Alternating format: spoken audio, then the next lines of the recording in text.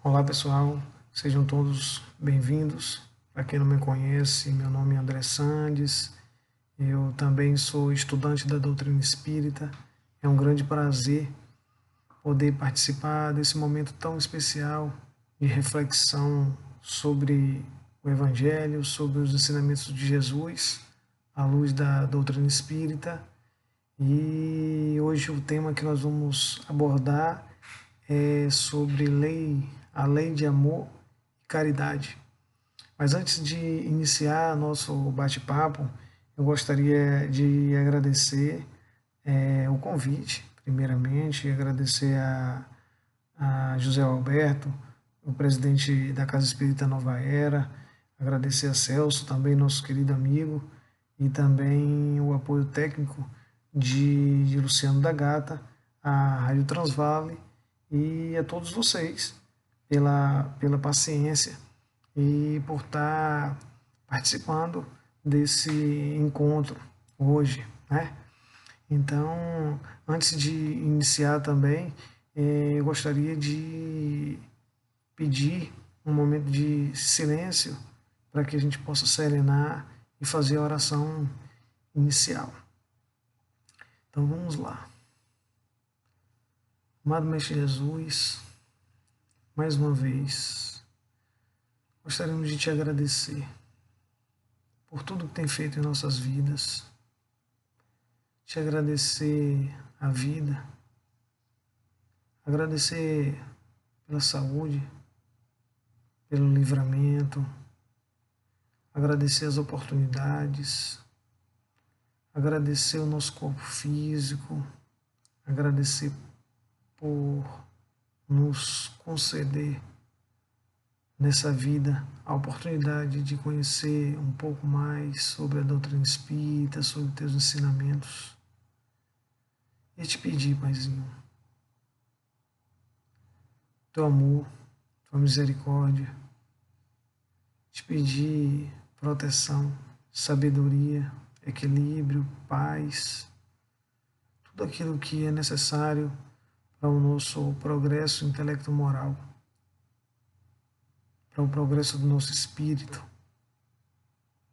Tem misericórdia da gente, Pai. Abençoa todas as crianças, abençoa toda a humanidade, abençoa aqueles irmãos que se encontram desequilibrados, ainda descompensados, equivocados, aqueles que se encontram marginalizados nos presídios, nas ruas, nos abrigos, nos campos de refugiados. Obrigado, Paizinho, por tudo que tem feito pela gente. Dá coragem e força a esses irmãos para suportar esse momento e se fortalecer para se redimir de suas faltas e ser merecedor de toda a luz que o Senhor tem e que nos traz a paz que a gente tanto sonha. Agradecemos também por poder ouvir, poder ver, poder falar e poder sentir a Tua presença na nossa vida, as coisas mais simples. Muito obrigado por tudo. Nos dá uma noite de paz. Abençoa cada célula do nosso corpo e abençoa todas as pessoas que estão conosco. Abençoa a humanidade como um todo. Abençoa nosso planeta Terra, em especial nesse momento de transição, que requer tanto cuidado, tanta atenção, para a gente mudar nossa psicosfera, nosso campo vibratório, para que a gente possa merecer, experimentar um pouco mais de paz nas nossas vidas. Mais uma vez, obrigado por tudo. Bom, meus queridos, então, como eu estava falando, hoje nós vamos discutir um pouco sobre a lei de amor e de caridade. Bom, no Evangelho segundo o Espiritismo, o termo amor, o conceito de amor, é o sentimento por excelência, essência divina da perfeição. Sentimento, o instinto elevado à altura do progresso feito.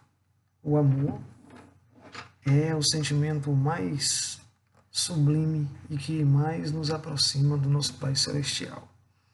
Mas na realidade o amor reveste formas infinitas, desde as mais vulgares até as mais sublimes. O amor é uma força inexaurível, renova-se sem cessar e enriquece ao mesmo tempo aquele que dá e aquele que recebe. Isso está no Livro dos Espíritos. No livro O Problema do Ser, do Destino e da Dor, de Leon Diniz. Né? Então, enriquece ao mesmo tempo aquele que dá e aquele que recebe. Então, o amor é um sentimento muito nobre e muito profundo, porque quanto mais a gente ama, mais a gente se enriquece, né, de paz e de equilíbrio, de tudo de bom. Bom, então, a princípio, todos nós sabemos que os homens, os animais, semelhante aos animais que nós somos, né, o animal racional, a princípio somente instintos, o instinto de sobrevivência, o instinto de caça, o instinto de se manter de vivo, de buscar alimento, enfim. Mais avançado e burilado, já começa a experimentar sensações e mais instruído e depurado, começa a experimentar os sentimentos. E o sentimento mais, vamos dizer assim, mais elaborado seria o amor. Então a lei do amor, qual é o efeito dessa lei, né, para o ser humano? O melhoramento moral para a raça humana, e felicidade durante a vida terrestre e após esta. Os mais rebeldes também a ela se ajustarão, ainda que mais tarde, quando observarem os benefícios da prática da lei. Então, mais cedo ou mais tarde, como prediz a lei do progresso, nós estamos caminhando nessa direção. Mas o processo é lento, porque a gente ainda tem muitas imperfeições e a gente está nesse momento num planeta de provas e expiações e a gente ainda encontra muitas barreiras e muitas dificuldades e armadilhas que nos tira o foco, que nos conduz a experimentar, né, outras sensações, a mudar nosso campo vibratório, nossa psicosfera e absorver todo esse amor e disseminar amor também, equilíbrio e paz, que é o que a gente precisa, né, para poder caminhar para frente, né? Então, o que devemos fazer para nos ajustar à lei de amor? Várias coisas, né? Uma delas é tolerar os que convivem conosco, buscando perdoar quem nos ofende. Isso é um grande desafio, né? Porque às vezes a gente acha que faz um esforço danado para tolerar as imperfeições daquelas pessoas que convivem conosco, mas a gente esquece de perceber o esforço que eles fazem também para tolerar as nossas imperfeições, que não são poucas, né? Então, à medida que a gente vai compreendendo isso melhor, a gente vai perdoando os deslizes dos outros, porque a gente também precisa muito do perdão. E quando a gente perdoa, a gente é como se tirasse um fardo das costas, né? A gente vai se sentindo mais leve, porque a gente começa a compreender que o outro também tá em processo, né? Então, outra questão é auxiliar o próximo, né? Na medida de nossas possibilidades, né? Fazer o bem, servir. Né? Um dos grandes propósitos da vida é aprender e servir, ajudar os outros. Né? Quando a gente está envolvido em uma causa nobre para ajudar o próximo, a gente concentra a energia em coisa boa e experimenta outro patamar de felicidade, né? Outra questão é atender fielmente ao chamado de Jesus, que é amai-vos uns aos outros. Isso é um convite e uma luz, né, que nos permite compreender que nós estamos caminhando nessa direção. Ainda que em passos lentos, mas de vez em quando acontece alguma situação para nos chamar para essa direção, né? Aprender a amar os nossos irmãos. Não basta apenas então o homem deixar de fazer aos outros aquilo que não quer que ele façam, mas deve a ele também fazer aos outros tudo aquilo que gostaria que ele fizesse. Então, quando a gente começa a se colocar no lugar do outro e começa a tentar entender que cada um está no seu tempo e no seu processo, e como diz Chico Xavier, ao outro eu dou o direito de ser como ele é e a mim eu dou o dever de ser cada vez melhor, a gente começa a fazer um trabalho de reforma íntima, um processo que é gradual, mas que nos ajuda a avançar nesse sentido. Né? Fazer o bem sem olhar a quem, sem esperar nada de retorno, porque o retorno já é servir, já é fazer o bem. Né? Então, qual as características do homem que ama? O ser humano que ama? É leal, é íntegro, consciencioso, faz aos outros o que gostariam que eles fizessem, suaviza a dor dos seus irmãos, considera como sua a grande família divina. Então começa a se enxergar como um cidadão do mundo e um sujeito que é filho de Deus e que tem a capacidade também de contribuir para um bem-estar coletivo em todos os sentidos, né? Então, as 10 maneiras de amar, primeiramente a nós mesmos, né? Porque a gente precisa se amar e amar o outro, segundo o espírito de André Luiz, psicografado por Chico Xavier. Ele diz que as 10 maneiras de amar nós mesmos é disciplinar os nossos próprios impulsos, disciplinar os próprios impulsos. Isso é um exercício interessantíssimo, porque a gente começa a experimentar outras sensações, né?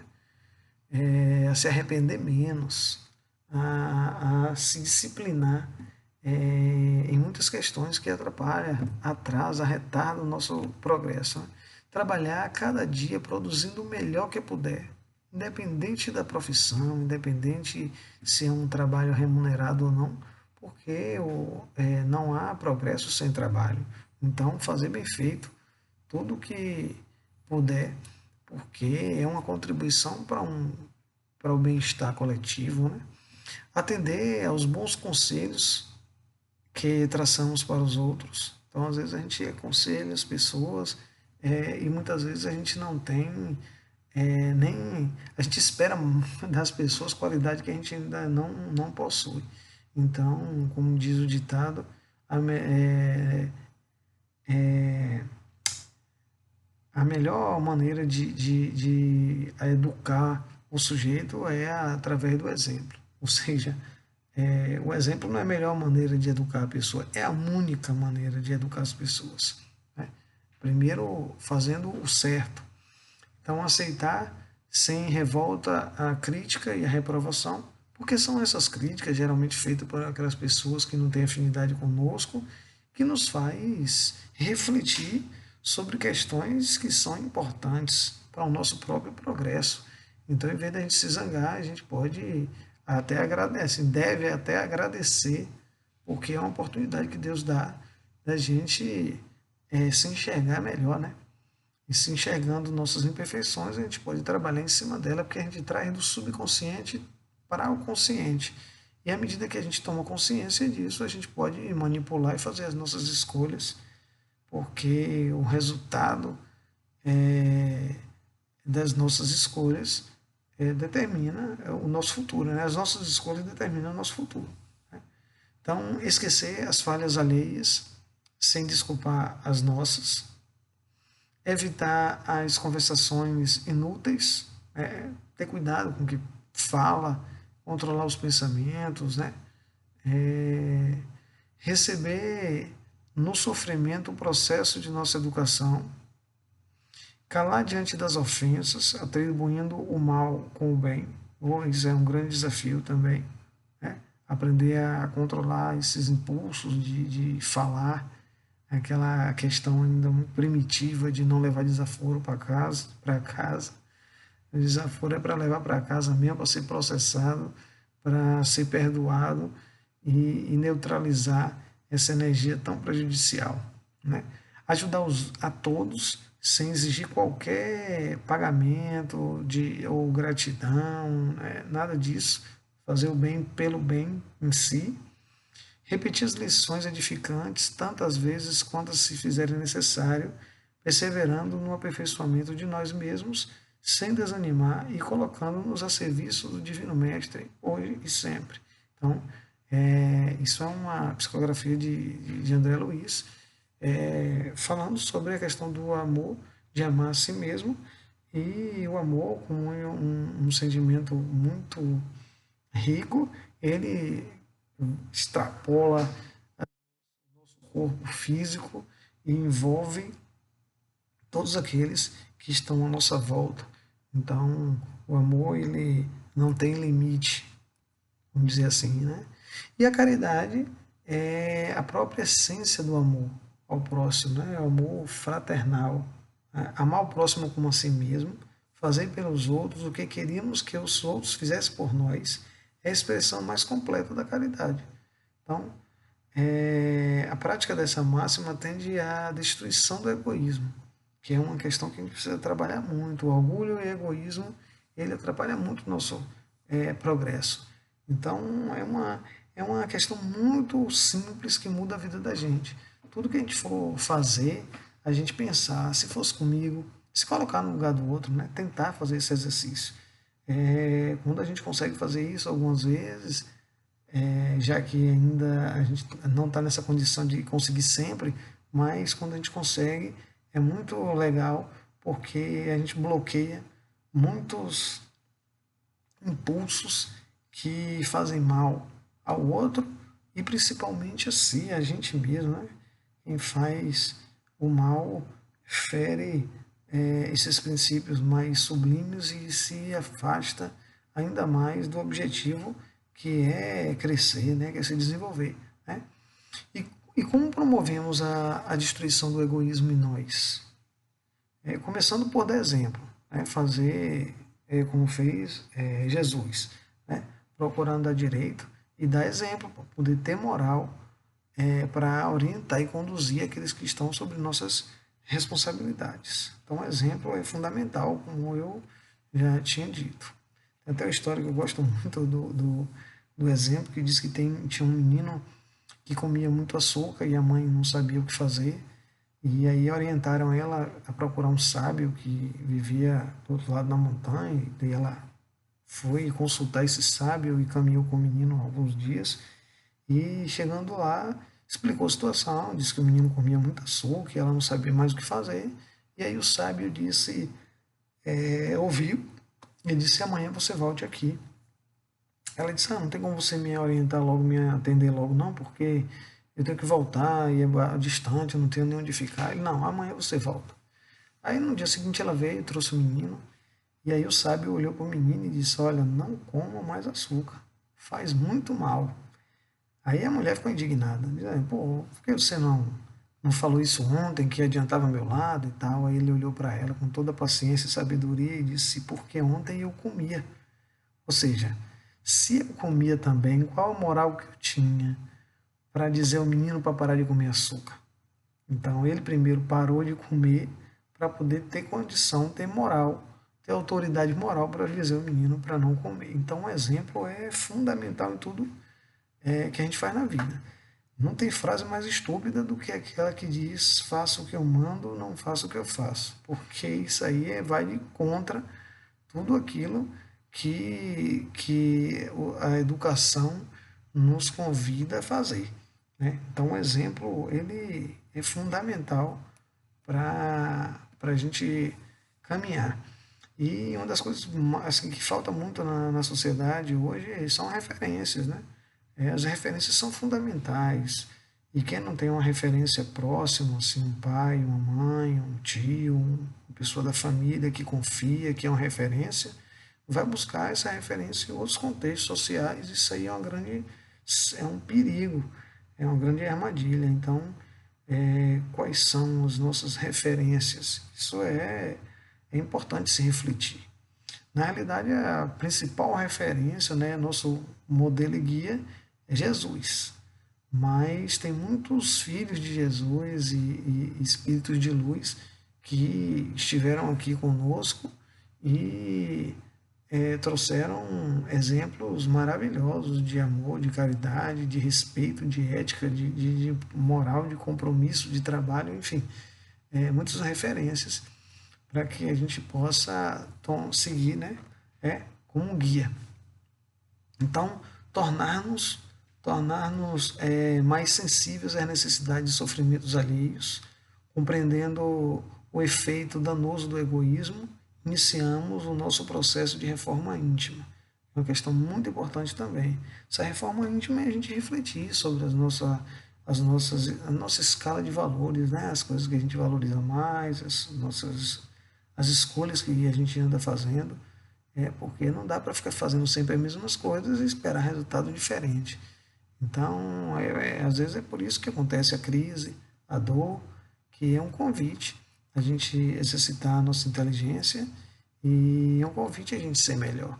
Então, quando acontecer alguma coisa que não é legal, a pergunta é: por que isso, né?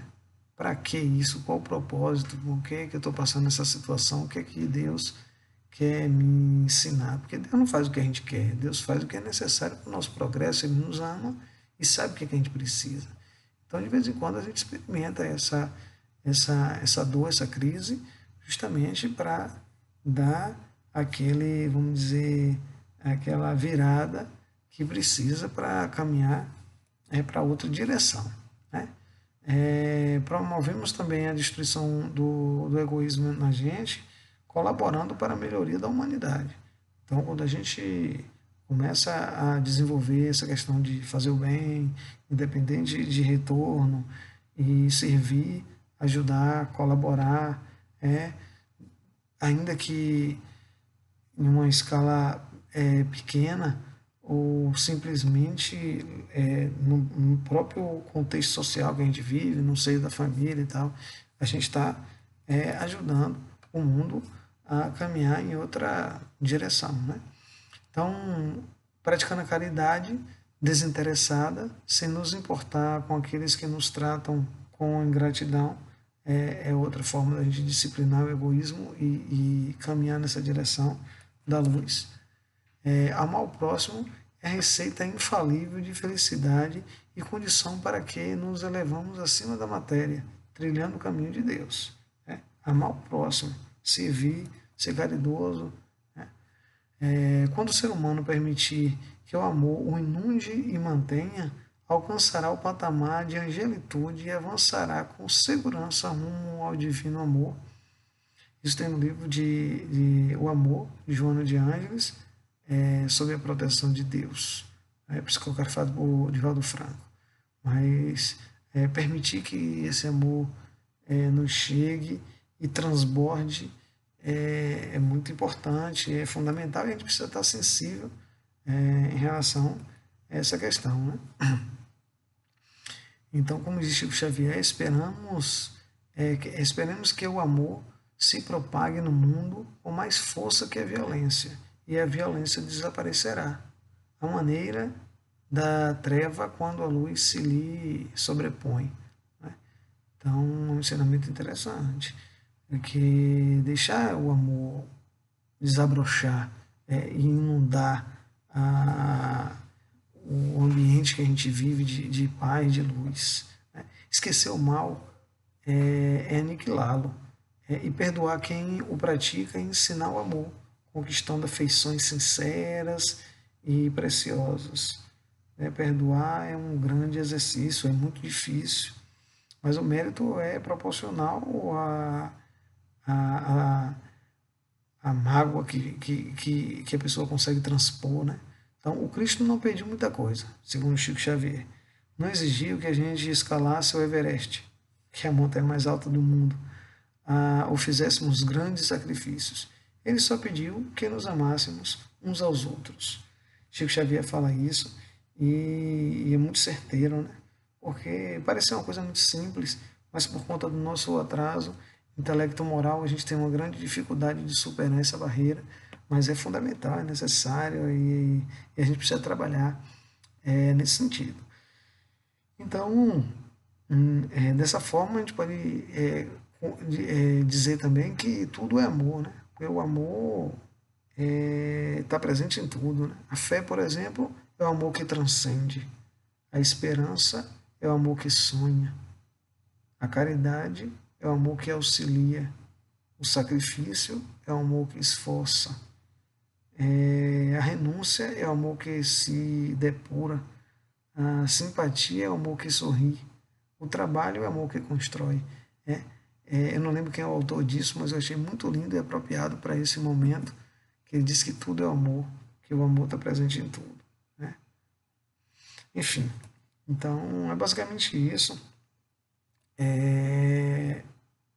Vamos nos esmerar primeiro para amar Deus, para se amar e para espalhar amor por aí.